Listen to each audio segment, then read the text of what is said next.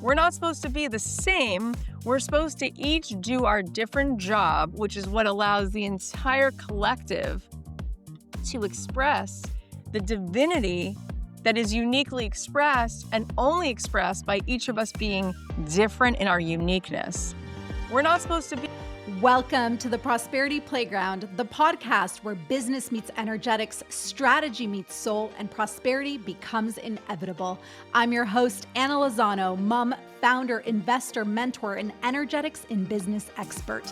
This is your weekly activation to rewire how you think and feel about wealth, success, and personal power, because it's not about working harder, it's about regulating deeper, aligning stronger, and receiving wider. You don't hustle for your future, you calibrate to your higher self. Join me weekly for high-level conversations with the world's most inspiring entrepreneurs, creators, and thought leaders. True prosperity isn't just about money. It's about alignment, freedom, expansion, and embodying your worth. Welcome to the playground. Let's build your most prosperous life. Welcome back to the Prosperity Playground podcast. I am so grateful to be joined by Cathy Heller today. I heard Cathy speak at Samantha Skelly's Women in Wealth event in San Diego and was literally captivated by her embodiment of the words that she spoke. I truly felt it. And right after the event, I went to Barnes & Noble, got her newest book, Abundant Ever After, and also added her name to my dream list of podcast guests. And of course, you guys know me, I'm an action taker. So I sent an invitation via email and got the booking. So I'm so excited for you guys to really dive in deep to this conversation and see what resonates most. Take those things and start implementing them into your life, because this is how growth happens. So Cathy is a renowned teacher, top podcaster, and best-selling author.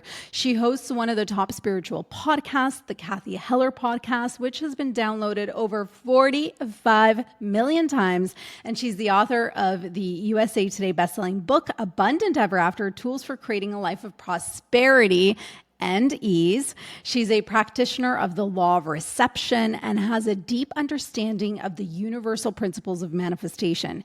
Cathy guides individuals on a transformative journey towards unlocking their highest potential.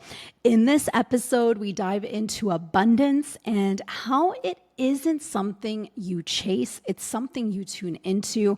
Cathy breaks down the law of reception through a powerful metaphor.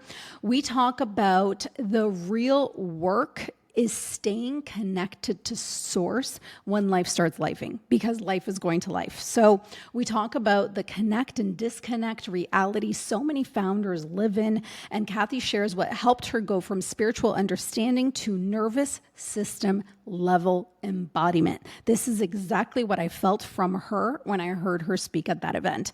And we also dive into contrast and how actually it's the upgrade. So Cathy shares her own real life evidence, including the fires in LA, major identity shifts, and the way alignment creates undeniable synchronicities. It's a reminder that the dark moment can be the signal the light is about to break. So we would both love to hear from you. If this episode resonates, let us know what specifically you're going to start implementing into your life. Send us a DM via Instagram and we will get that conversation started. So let's dive in. I am so excited for this conversation.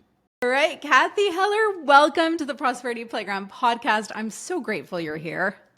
Thank you for having me. I love the name of your show. So much fun. It's so aligned, right? I'm holding your new book here. I've started reading it. It is so good. I first came across, I've seen you in the online space, but I really dove in deep with you at Sam Skelly's event, Women in Wealth.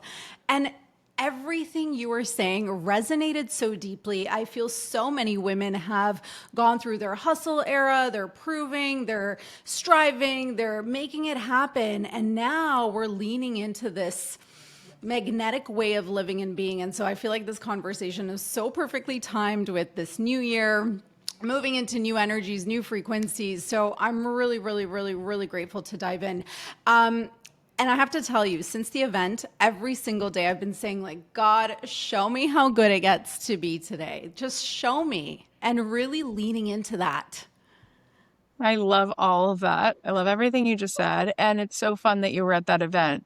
I love that we got to have that connection and that you felt something drop in from that talk. I love that. Well, I think the biggest thing is you were sharing, and I really hope that you're going to do the same through this conversation, is just sharing the real life evidence of the results that you can have when you do it a different way. So that's kind of where I'd love to start off is on your journey. Was there a pivotal moment where you said enough of doing it this way? Like, let's really lean into this embodiment of abundance and manifestation and allowing and receiving and ease, because they're amazing buzzwords, but until it becomes a part of who you are, there's this resistance and things don't happen as quickly as we'd love for them to come through. And so I'd love to just know your journey and what brought you to Yeah. here. Yeah.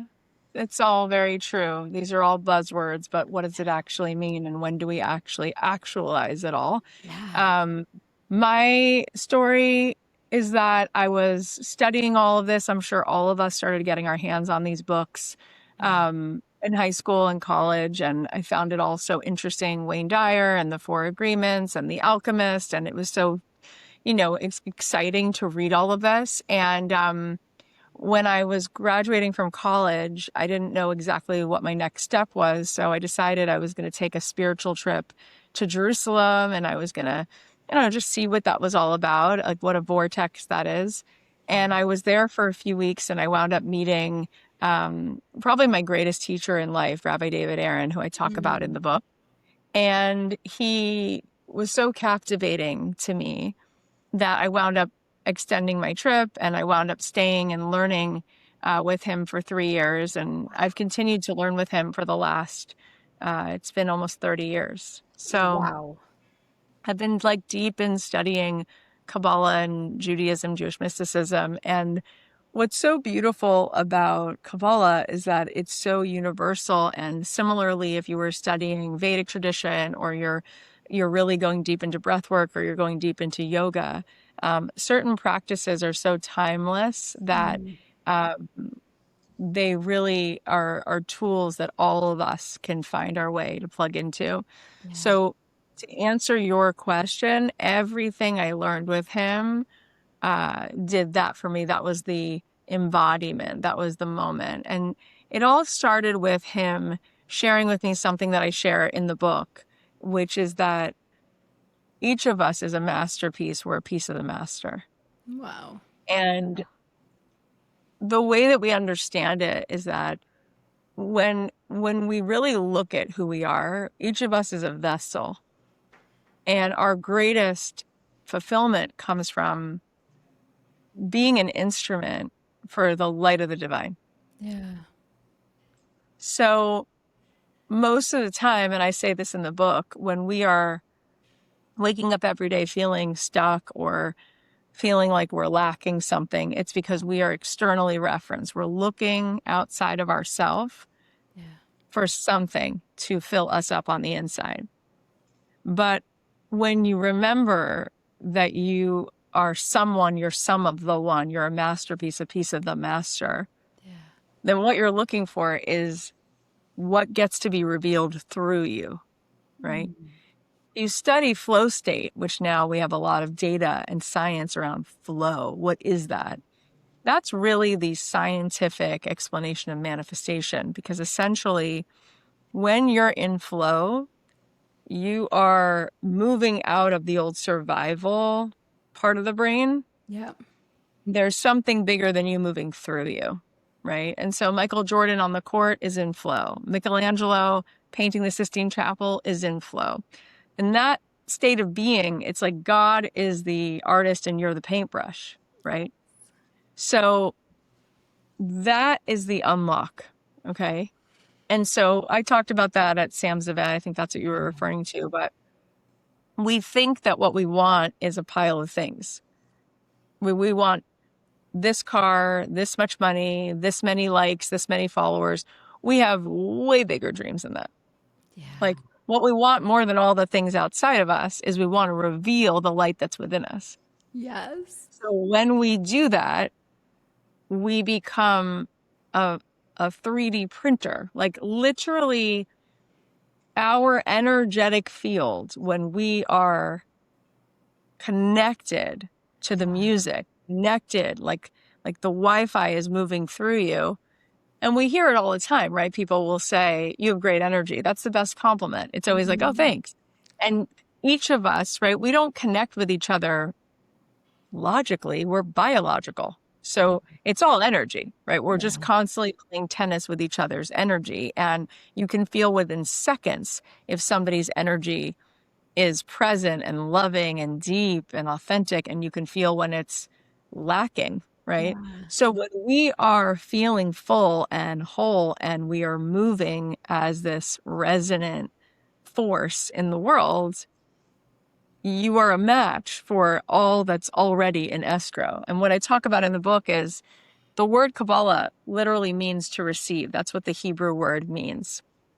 So the mandate for humankind is to become a receiver. So what does it mean to be a receiver? Rabbi Aaron says it's like being a radio. What does that mean? It's like a radio, if you were to turn it on, you're going to hear music. But where was the music before you turn the radio on? Like right now, if I were to on radio in this very room I'm sitting in, where right now there's no sound other than you and I talking, there would be music. We could listen to everything from hip hop to oldies to classical, whatever. Yeah. So where the heck is it coming from? Well, it's already here right now. It's hidden in plain sight. So every possibility is already here, hidden in plain sight. The question is, what are you tuned to? So if you're tuned to the abundance within you, if you are tuned to being awakened to, I am on a divine assignment and the universe is constantly moving me toward where I can make an impact in this world and be a blessing in this world, all day long, you just see the opportunities. All day long, the world wants to be around you. Everything good is moving. You're playing that music. But if you're tuned to the station of lack and survival, and you're not connected to the divinity within you, you're connected to this like program in your head that's all fear-based, not going to feel very good, because you're just a match for whatever it is that your thoughts and beliefs and, you know, the cortisol levels are all so high. So you're just going to keep everything that's hidden in plain sight that's a blessing at bay, because our only job, because the master of the universe wants to give us 100% of all the blessings. And our only job is to be a vessel for that light. Right? But when we say there is no blessings for me, and all I have to do is survive because it's a dog-eat-dog world and it's so hard, and if only I could have more stuff, I could feel more whole. I mean, that's just not the way the universe plays music. It's just not the way it works. Okay, we have so much to unpack. I'm just like filled with goosebumps. Okay, the first one is this ease and flow. So I feel so many of us have glimpses of it.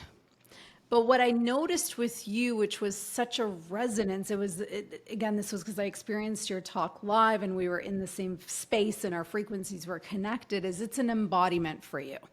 So I don't know if we want to go back in your story after studying for 3 years with Rabbi. Did you go back and have your human experiences where maybe it was struggle or hard? That's one way direction that I'm going. But the other thing that's really just so like right here for me is this glimpse, right? The ease and flow, the glimpses. We know we all have had these moments where we are the vessel and the Wi-Fi is flowing through us, and it is ease, it is flow, it is abundance, it's prosperous. It's like all the magic is happening, but then we disconnect. And so I guess if I merge these two questions, is like, how do you stay so connected? So did you go back and have your human experiences and you said no? Or did you go back and live in this natural state of prosperity, abundance? Because for my experience has been more connect, disconnect, connect, disconnect. And I just also desire for all of us to be more connected than not. Because that's life. That's what you're describing.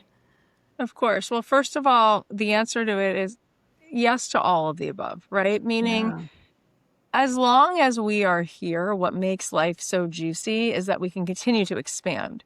Yeah. And if we can continue to expand, it means we're going to bump up against contrast until our last breath, because there's always a space where we can go even deeper, right? Where we can shed even more of the limitations of whatever personality or identity we use to survive, and we can get more and more in flow. And we can have a greater and greater longevity with that.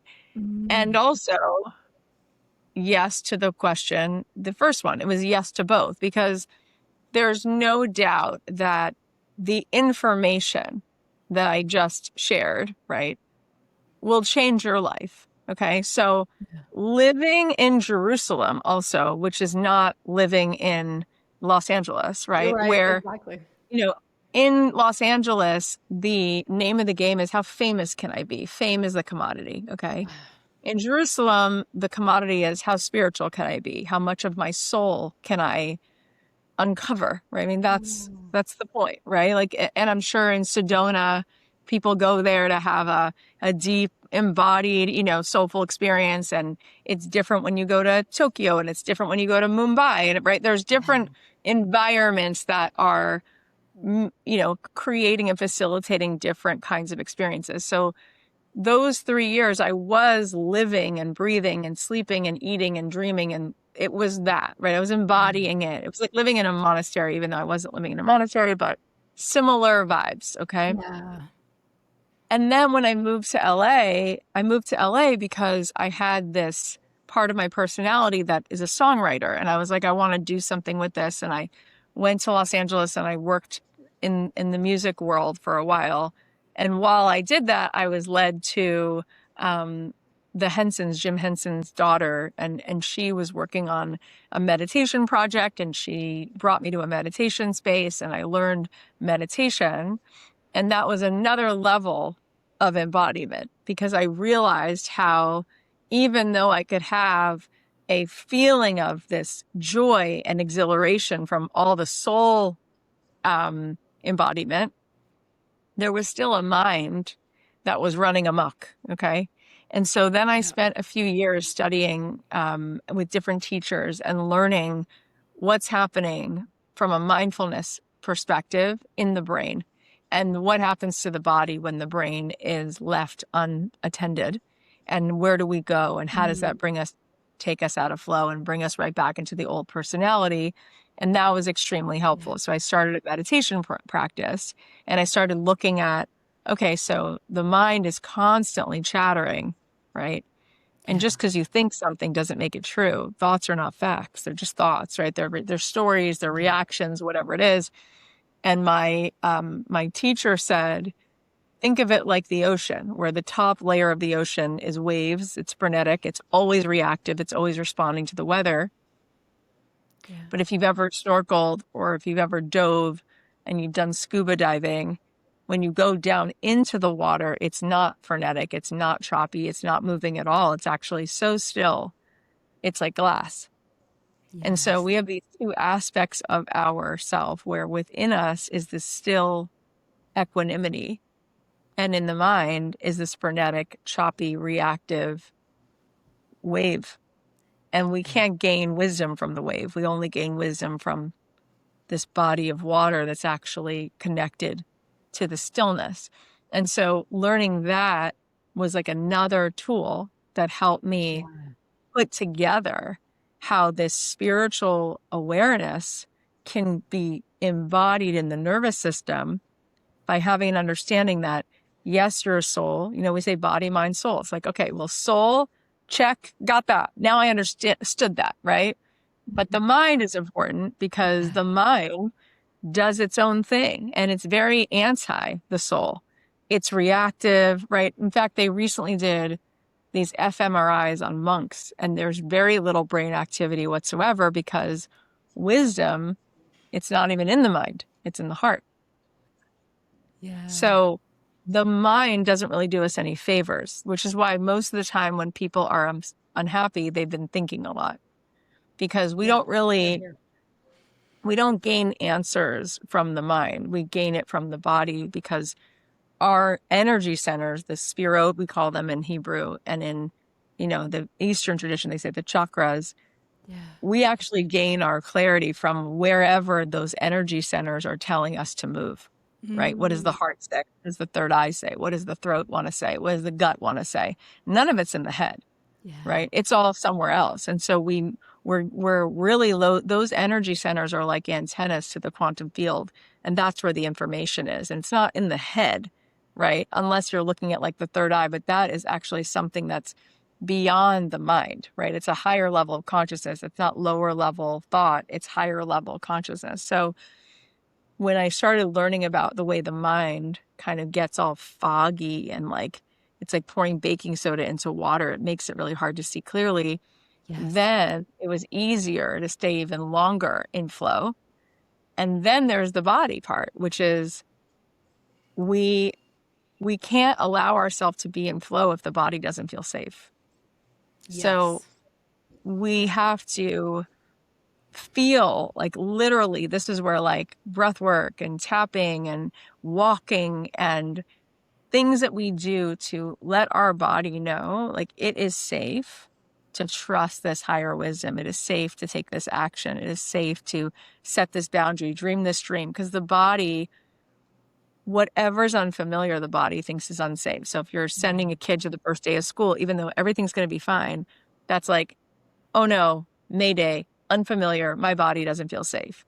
And it's fine, right? Or your kid's getting a cavity filled for the first time. And my daughter just had one filled, and the dentist is so sweet and cute. And she puts on a movie and she looks up at the thing and gives her like a numbing cream. She didn't feel anything, but she was so scared. Her whole body was like frozen. And she's like, oh, that was fine. I'm like, yeah, the technology is way better than it was when I was a kid. You're probably going to be a little uncomfortable, but you're probably fine. She wasn't even a little uncomfortable. She was really fine. But the body doesn't know the difference if something's new, even if it's good, even if it's like, do you want to accept this next amazing opportunity? Your body braces like, is it safe for me to expand? Because I have an upper limit. I only have a certain amount of familiarity with thriving. And if you tell me to go even beyond that, that feels unsafe because it's unfamiliar. So I, just like any other human being, I've been having a human experience while having my, soul experience. And so I would say that I have stretches of time where I'm probably, more in flow and more excited than I ever dreamed I could be, maybe growing up before I knew this information. But I also have plenty of time where I get in my head and the mind takes over and I start to feel the body go into, oh, well, this is new. And then I get to do the fun part, which is to say, no, I'm going to manifest beyond whatever these two operating systems can handle, because I am a soul and because I am being called, and let's go. So it's been really fun to have the human experience, but anticipate ahead of time sort of what all that is about, so I can keep pulling myself back into flow. Okay, so let's unpack that a little bit. So I know for me, born in Poland, I was born into communism. We had to, escape when I was 6 years old to come to Canada. Like you can feel it, right? I still, when I hear this, it's heavy. And I feel like for me, that's been the biggest work is like, yes, the money programming and lack, that's something that was more of a mental game when I first started in entrepreneurship 16 years ago. But now it's the body, it's the feeling like I know when I'm in my next level of expansion, because the first, it's I can feel this shrinking in my upper chest, upper body, this kind of like shoulders coming forward. It's this fear, it's this response to staying in what's comfortable, exactly what you described. But I feel it in my cells that it's from way back when. My entire lineage has struggled for centuries. And so that's been like the awareness around that and the work, but yet I still feel it. Every next level I step into, I feel it physically. And until I feel it was through Kate Northrup, I was able to actually label it and say, okay, thank you. Like, thank you for this information. We're in this next level of expansion, and here's what we're gonna do. And like you said, some of the somatic practices, but I'd love to dive into, when you feel it in your body and in your mind, okay, we're disconnected, we're out of alignment, what are some of your tools to plug you back in? I mean, first of all, I just want to say that it's really heavy duty stuff, right? Because Very. the most primal sort of desire of the reptilian brain is to belong.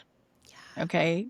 So very often, without even being conscious of it, what's ruling people's experience is the need to fit in, the need to be liked, the need you don't want to be judged, like all of that. That's like human 101 because it comes from early days of like, you want to belong, you want to be part of the tribe, you don't want to be kicked out, all of this stuff. And so when you add to that communism or socialism, what's baked into it is that the threat to the collective is the individual, right? Yes. And what's baked into it is scarcity consciousness, because when you have abundance consciousness, then there is enough for everyone to be an individual. And when you have soul consciousness, you realize that we're not meant to be a copy paste of each other, right? As my rabbi says, oneness is not sameness. Okay. That's what that means. If you have an orchestra that's beautiful and there's the wood instruments and the brass instruments, what makes it so awesome to listen to is all of the different textures and the diversity in the orchestra playing together, the strings and the brass and the drums and the keys. That is the oneness of the differences and distinctions of God's light being poured through different instruments in an orchestra. And how beautiful that is. So beautiful. So communism and socialism would say, no, every instrument should be the same. And then there's this feeling of like, well, you don't want to stand out because you need to be the same, right? And let me just Which is why it never works. It never works. And I'm not even saying this from a political bent, although we could do another podcast on that. I'm saying it spiritually. Yeah. We have to have, same thing in a garden. In order for a garden, you have to have diversity in the garden, which means this should be tall, this should be short. A redwood tree is meant to be tall, but a pine cone is meant to have a different experience, and an eagle is meant to soar, and a bunny is meant to hop. And it's like, we're not supposed to be the same. We're supposed to each do our different job, which is what allows the entire collective to express the divinity that is uniquely expressed and only expressed by each of us being different in our uniqueness, which is why, from a spiritual lens, communism and socialism don't work, because it is a mandate that you are a front. You are actually a problem when you have your own individual gifts, and therefore not everybody is going to do the same thing. Some people's dharma, some people's tikkun is to be a school teacher. That is what they're meant to do. They're great at it, and they should be fulfilled at it. Somebody else is meant to lead a business, which is $1 billion company. Well, that's not all rainbows and butterflies. That's a lot of pressure. And not everyone's meant to be an entrepreneur, and not everybody's meant to, eat this way or, do these things. And so there's an ecosystem to our own soul alignment, right? The problem is we're looking outside of ourselves constantly rather than looking within. And ultimately, this is why I say it's not spiritual. Those are not spiritual languages, because if you really believe in the divine and the creator of the universe, then each of us is a masterpiece, a piece of the master, and we are all one, and we can't not be one. So therefore, there's no way to not be connected as a collective, right? Gosh. But each of us has a unique imprint. Yes. And it's up to us to look within, not outside of us, to find out what that unique mission is. So good. I'd love to dive into contrast as well. So contrast is important. It allows us to see and feel what it is we do not or do desire. Now, what contrast and alignment? So what is the difference? Because I understand it's all purposeful. It's all It's all on purpose for all of us and our expansion and our growth. What is the difference? And then when you feel yourself coming out of alignment, what is it that you do to come back in? What are some of your favorite tools? Okay, well, first of all, from a Jewish lens, from a Kabbalah lens, what we would say about contrast is the following, okay? The only thing the creator of the universe, the only thing God can do is pour light into the world, okay? No contrast, just light. No. However, if there's electricity on, okay, and you have a light bulb that can only hold 45 watts and light, full on light is pouring through, what's going to happen to the 45-watt light bulb? It breaks. It can't hold the light. It's too much. Yeah. So that doesn't feel good, does it? A broken light, right?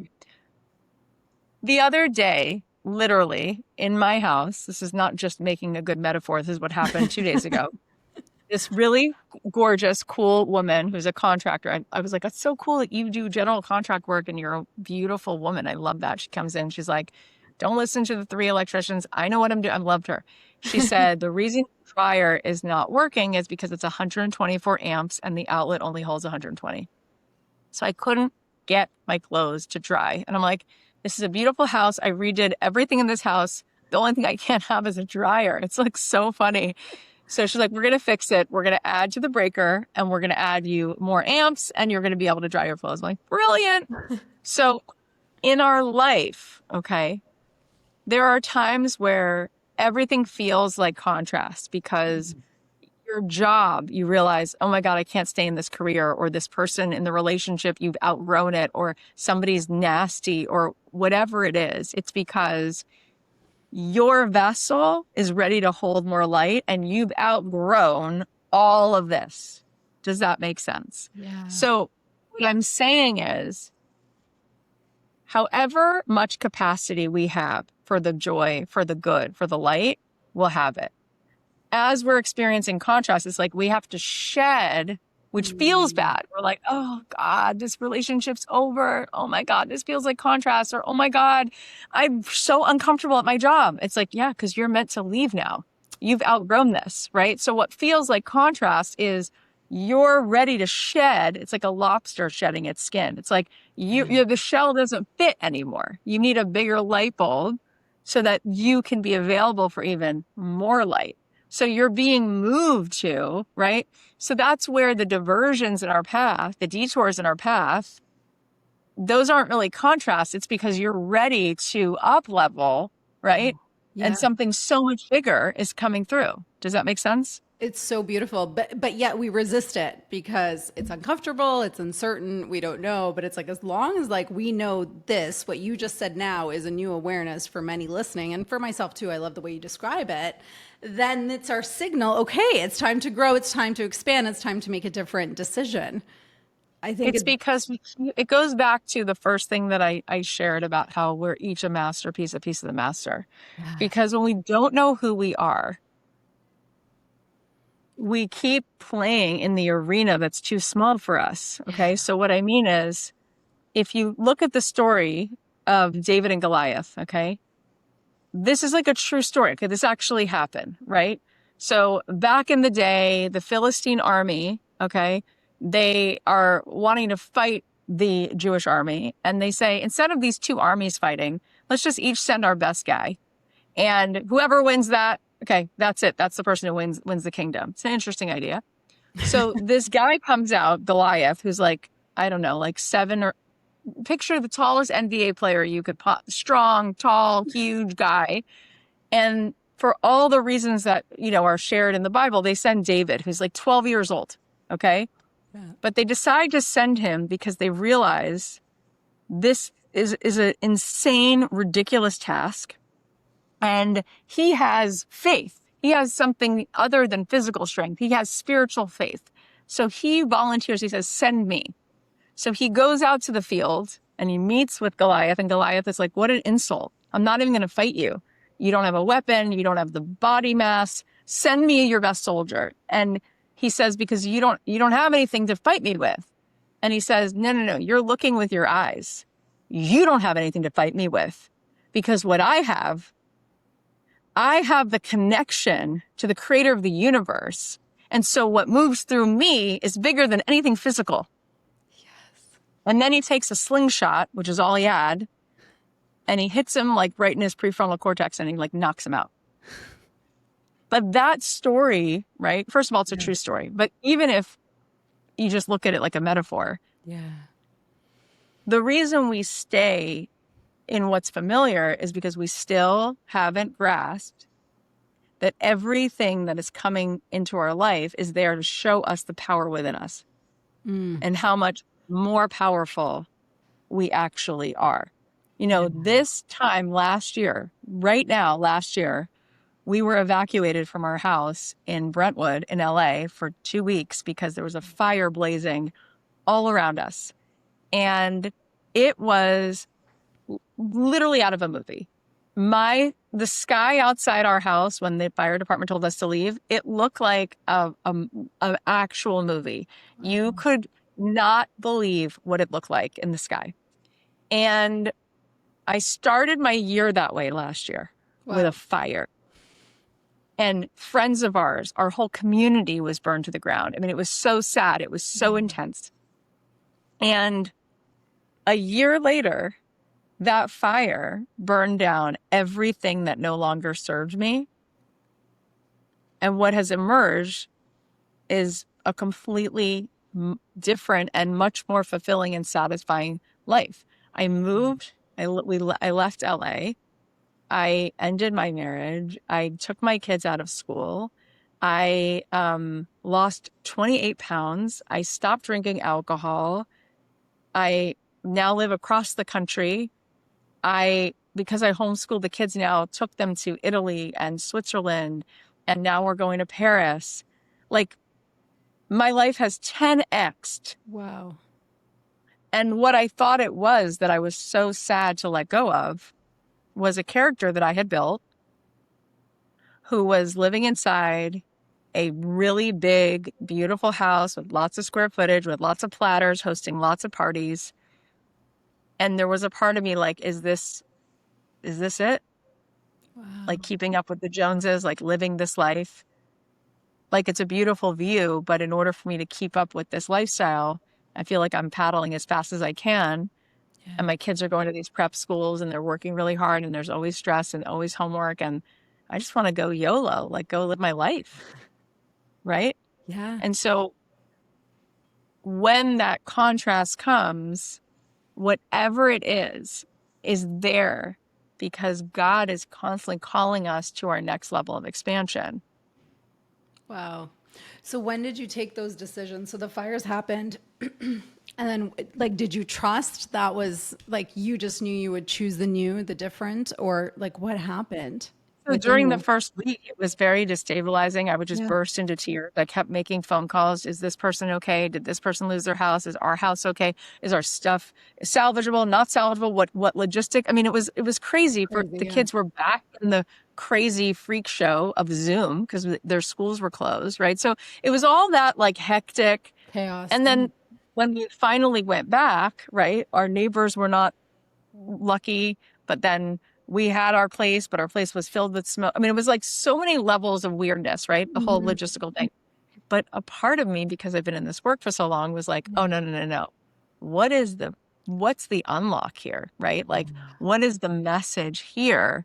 Let's freaking go. Like, let's get uncomfortable. Like, let's move some puzzle pieces around.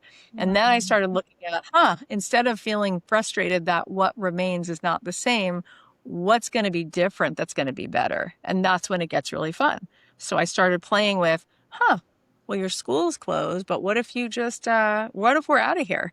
You know what I mean? It was like, wait a minute. And now that I pulled my kids out of school and we spent all these amazing moments making memories and traveling, I'm like, my older one wants to go back to school next year. Now that we're in Florida, she's going to apply to 9th grade. But my younger two are like, I don't want to go back. But I get it. My older one wants to have a high school experience. So she will. But we're kind of taking it one day at a time. But it's amazing how you think you have it all figured out.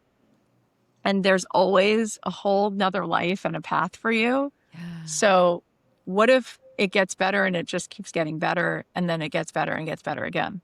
And you just I feel like most of us are just asking the wrong questions because you took a tragedy, a disaster. We had experienced, I mean, not even the magnitude comparison, but crazy fires in 2023 in Kelowna. And it was this like level of stress. And I get that. But the question you ask after is, okay, how are we going to move these puzzle pieces? How, like, what's the next exciting adventure we get to create? And I can only imagine you were a small percentage of the people that asked those questions versus remaining in that fear, chaos, everything, the loss of what happened. And so I think there's so many moments of awareness in this conversation. And also going back to the music around us is playing. It's like, are we going to allow ourselves to experience it? And like, how well, that's the thing to be. It's always, whether or not there's a fire blazing down the street or there's a fire blazing in your heart because you need to pay attention to a boundary you have to set or a way you need to show up differently. There's always something that is there asking for our attention so that we can become more of our potential. For me, what's interesting is the saddest part of the whole thing with the fire wasn't things, it was like just the community, right? Because people were dispersed, right? So friends, in fact, that night, I was supposed to be at my friend's in the Palisades and she texted at 10 a.m. She's like, I think we're probably going to have to postpone this. And I was like, really? Well, let's see what happens. Because sometimes there's fires when they get put out. Right. And a lot of people just like dispersed, like people moved out of the state, and, But what was also a big lesson for me in that was, as much as I deeply, deeply love my friends and my community, it was time for me to be focused on how do I need to commit to a devotional practice of showing up to put oxygen mask on myself and on my kids rather than how I show up in my community. Yeah. And I realized I was spending a lot of time as Cathy, the persona in my community, rather than when I wake up in the morning, like how deep am I going with myself? And then in my own, yes, I could be a quote unquote influencer in my podcast, but the only people I really need to influence are my 3 children. Yeah. And it was time to like lock in, right? So in a way, that was another blessing as well. So beautiful. So your girls, you have 3 girls. How old are they? 9 and 12 and 14. Oh, so sweet. I have 2 girls, 7 and 9. What are you seeing them and how they show up? Because again, it's that embodiment piece. Like, this is how you live your life. What are you seeing from them? Because kids are sponges, and it's not obviously what we say, it's how we are, who we are. What are you seeing in them now that you're like, okay, this is transferring? The other day, my 9-year-old really, she just blew me away. We were leaving my mom's house, and my mom is a piano teacher. She's always taught piano. And now that we moved to Florida, she lives like 20 minutes away. And she was asking my kids if they wanted her to teach them piano. And my middle daughter, who's 12, we got in the car and she was like tearing up, like crying. I said, why are you crying? She said, because I told grandma yes, but I really mean no, but I don't want to hurt her feelings. And then I don't know how to say no because she lives alone and she's sad. And if I say yes, it's going to make her happy. And my 9-year-old, who's younger, she says to her, she's like, Eliza, she goes, you're not responsible for how someone else feels or interprets what you do. She said, remember how mommy always says there's no guilt, there's just alignment, there's just the truth? She goes, why are you feeling guilty? It's grandma's choice. If grandma didn't want to live alone, she'd make a different choice. If she wants to do it. And I was like, girl, you can preach. Meanwhile, I spent this whole year overcoming my own obstacles with guilt and making my own aligned decision, which is why she heard that. It's not like I've had years of being so dysregulated by wanting to please and manage all the feelings around me. Yeah. But that was one lesson that I think she really heard this year, which felt so good. Wow. And the decisions you took supported that. So this is so beautiful. You shared an amazing story about the house in Florida on stage. The Oh my synchronicity. God. I'd love to hear that because the synchronicities that show up when you are in full alignment, it's just beautiful. So my dad passed away in July, a year and a half ago. And my last name is Heller, and his last name was Heller too. And when he passed away, he had made me the executor of his will. And he, for years leading up to his death, I think because he had tremendous guilt from my parents' divorce, for years, he would always say, you know, one day this house is yours, because he had this really beautiful house on the ocean. And I used to say to him, Dad, don't be silly. I want you to live a long time. Like, stop mentioning your house. And he's like, well, one day, it's yours, it's yours. Anyway, as he was getting sicker and sicker from his AML leukemia, every time I saw him, he brought it up. He's like, you know, this house is going to be yours. I'm like, Dad, I get it. He's like, no, but I really want to make sure that it's in the will, and I want to make sure that you know this. I'm like, I get it. So he passed away. I didn't even think about it because my stepmom is living in that house, and I figured she's going to live and be well. And eventually, you know, You'll get the house. hopefully she'll live like 20 years. But, you know, in the end of the moment, so we'll have that place. So I didn't even think of it. Next thing I know, she puts the house on the market. So I find out that the house is on the market, and I said to her, what's up? And she's like, you don't understand. I can't live here. It's depressing. You know, I think about your father's illness. I think about, you know, I can't live here. I can't live here. I can't live here. I said, okay, I hear you, but Dad left us the house. And she said, well, no. You know, he had so many medical bills that if I don't sell this house, I'm going to be destitute. Like, I have to pay the medical bills. I have to do this. I need the money. I need to sell the house. And I was so triggered. I was like, oh my God, what's the right move? Like, I wish I could call my dad in heaven and ask him, like, what do you want me to do? Yeah. And my sister, it was supposed to be split between my sister and I. She was so upset.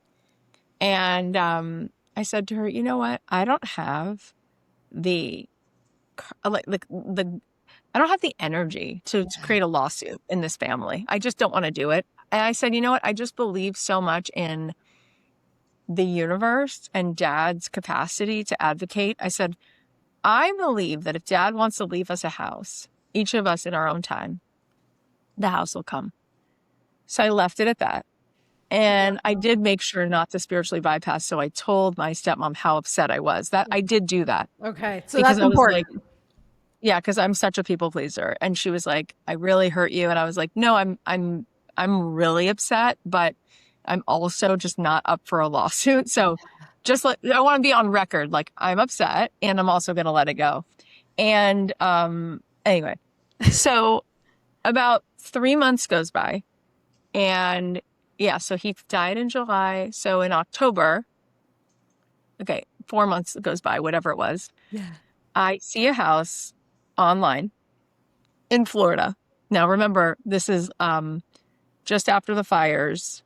And yeah, I'm trying to think through all of I can't even think right now of the timing. Or did we buy the house before the fire? I can't think. I bought this. I can't think of dates. Anyway, it doesn't matter the fire. What matters is my dad passed. Okay, so let's go back to that. Yeah. He passes. I see a house. I put in an offer, sight unseen. In Florida. In Florida, just something about it. I'm like, I want to buy this house. And I write the offer less than asking. The house was listed at $4 million. I offer them $3.6 million. And I get an accepted offer within an hour. And coming from Los Angeles, where I had owned a few houses, you're always in a back and forth. They counter this, that. So I say to the realtor, I said, is there something wrong with this house? Like, she didn't counter me. What's going on? So the realtor said, no, you won't believe it. They gave you the house instantly because her last name is Heller. And she felt like it was a sign because she had such a hard time even leaving the house because she raised her 3 boys there. And she felt like this was God's way of saying, this is the Heller's house. She literally said that to me. And I'm like, you've got to be kidding. Then I move into the house and the address is 888. Which 8 is the number. Yeah, 8 is the number of abundance. It's also in Judaism, the reason the Hanukkah candles are 8 nights is because 8 is the infinite sign. and 8 is, the level of the mystical. I'm Yeah. like, you've got to be kidding. 3 8s? That's crazy. And my dad's mom, his side of the family is from England. And the little street that we live on is named after London. And all the streets have to do with London. So I'm like, you couldn't You write can't this make any this better. shit up. Like you just literally can't. No. Wow. Wow. So it's this whole conversation is a reminder, like we all have this light within us and we are connected and we just have to allow ourselves to experience what we came here to experience. And it is abundance and it is prosperity and it is just, it's so magical and so beautiful. And we get in our heads and we disconnect, and it's okay. It's part of the human experience. Oh, I'd love just any final words on wisdom, and then I'm going to go through some rapid fire with you. But any words of wisdom on worthiness, because I think that's a big piece for women also, is the idea of worthy. And for me, I've reached this point where I am worthy just because I am. There's no explanation. It just is. And so what would you have to say on that for women to remember their worth? I mean, I think that it's so easy for the mind to constantly want to overfunction and to feel like it has to prove its existence. And I think about my cat, who's usually in here, but he's not in here right now. I look over at this cat all the time who doesn't have any accomplishments.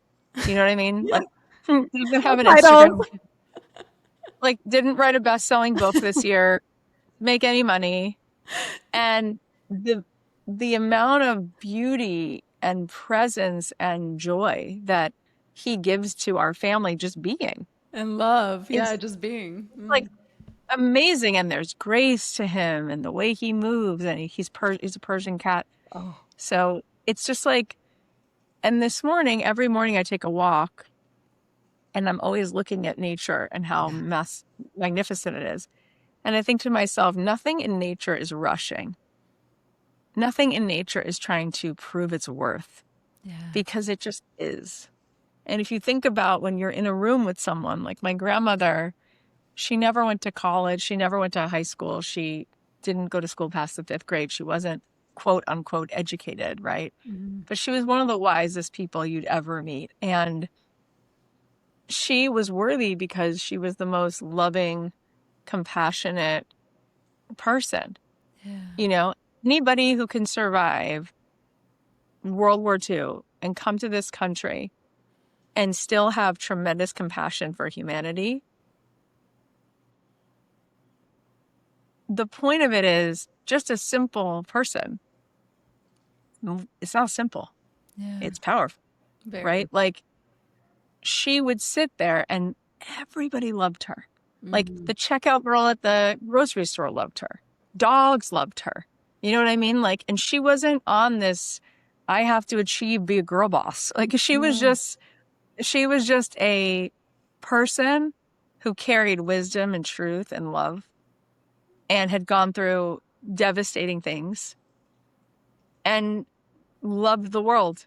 Wow. And still believed in magic and loved to dance and loved, a good chocolate cream soda. Like, what I'm saying is it's just fascinating how we think we're not worthy, so we try to be impressive, and we don't think we're impressive enough unless we have something to post on Instagram. But the most impressive thing is presence and love and compassion. So if you remember that, like, that's what makes us worthy. Yeah. And we all have it. It's in us. Every one of us has that capacity. Yeah. So good. Oh, well, I scrapped all my notes, by the way. I was fully present in this conversation. I'm like, fuck the notes. We're just going to dive. Like, I'm just going to be fully present with you. Is there anything I missed that you'd love to add from the book? And let us know, obviously, where to get the book and all the things. So by the way, I was leaving San Diego. I'm in Mexico right now. I was like, I need to go to Barnes and Noble, pick up this book. And it was the last copy in Encinitas. And I was like, yes, got it. So it's a gem. It's a masterpiece. Thank you. I love that. You know, I end the book with a prayer that I think is so powerful. And just I think this came to me because I end the book this way, but also I was just thinking about my grandmother. So the book ends with a story that was told to me by a woman named Esther Young Rice, who was a Holocaust survivor who passed away, gorgeous, like dressed to the nines. She was from Hungary. And she told this story that in in Jewish tradition, every day there's a prayer in the morning to ask God to make you like a rooster. And she told this story that when she was in the concentration camp, she used to think to herself, what the heck does that prayer mean? Like, her father she was separated from her parents. And she's like, I wish I could ask my father what it means. Why do we want to be like a rooster? She couldn't make sense of it. And she told this story that years later, she had survived the camps and she was called by George W. Bush to go with her on Air Force One to fly to Jerusalem for the opening of a Holocaust memorial ceremony. And so she was his plus one. And so she went, and then they were flying back to the US, and she fell asleep on the flight. And he tapped her on the shoulder while they were on the flight. And he said, I'm so sorry to wake you up. I didn't want to miss this moment. He said, look out the window. And so she looked out the window and he said, do you know where you are right now? And she said, no. And he said, you're actually flying over Germany right now. And she said, oh, okay. She wasn't like getting like, what's the, and he said, I just was sitting here. And he said, I got emotional because we're flying back from Jerusalem in Air Force One over Germany, where you were a child in a concentration camp. Now you're in Air Force One, like flying over Germany, as opposed to being, in a prisoner in this camp. And she said, thank you. And she said, you just did something for me. I'll never forget it. And he said, what? And she said, that's it. That's what the prayer about being a rooster is. That's it. And he said, what is the prayer? And she said, well, we're supposed to pray every morning to be like a rooster. And this is a universal idea, because she said, you see, the rooster is the first animal on the farm. Just when the night can't possibly get darker, that it's split second, that it's the darkest it can be, the rooster crows a second after and says, wake up, because the light is about to break, because the sun is about to rise. So she said the prayer is that no matter how dark it gets, you should always believe. You should always have the clarity of a rooster that, oh, no. This darkness is a signal that it's about to get brighter. And I have been so moved by that story that I was like, I'm going to put that in the book. I'm going to end the book with that. So whenever if someone asks me that question, I'm like, well, that's probably the next thing I should add from the book. But I think it's amazing how no matter where we are in history, no matter where we are, people always are like, oh, it's so bad. It's so bad. And it's like, when you zoom out, there's whether it's Genghis Khan or the bubonic plague or, the Mayas and the Incas and the Aztecs and the fighting and there's never been a time in history where you could put your finger on a date and say, oh, there's world peace. And I don't think that's the point, right? I think the point is that whatever you look for, you'll find it. If you look for the good, you'll find it. If you look for the darkness, you'll find it. But each one of us was sent here on a divine tikkun, our assignment, what we're meant to do to impact the world. And when we have that vision of a rooster, we fulfill that assignment. So good. So good. The light always shows up. Thank you. Thank you for sharing that. Okay, rapid fire. You ready?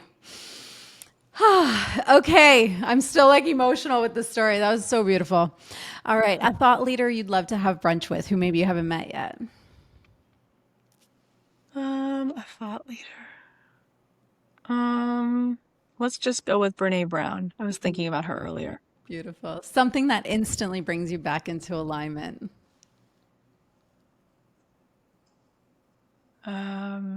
Gratitude. A sign from the universe you always trust. Just a gut feeling that it's a full body yes. Something you're manifesting right now. More sovereignty. Beautiful. If you had to start your brand over from scratch, knowing what you know today, what's the first thing you'd do? I think I would start it the same way because I've always been about just like this, like heart to heart, authentic connection and intimacy. And it's actually just, I started it that way, and it's about just continuing to always go back to that. If anything, it's like whenever you get pulled from it, to actually just go back to that. Come back. Beautiful. Do you play pickleball? No. What- that's the next brand I'm starting. So I'm asking everybody who plays pickleball. I want to know. So fun. And what's your definition of prosperity? The feeling of ease and wholeness, and a morning that feels like prayer, not pressure, and like a sanctuary within yourself, and just like enjoying your own company. So good. So good. And first class travel. Well, yeah, of course. What a captivating conversation. You are incredible. Where can everyone find you? And of course, your book, Abundant Ever After, is out. Everyone needs to get their hands on it. It's truly a gem. Where can we find you? Thank you. You can find me on Instagram at Cathy.Heller. Cathy's with a C.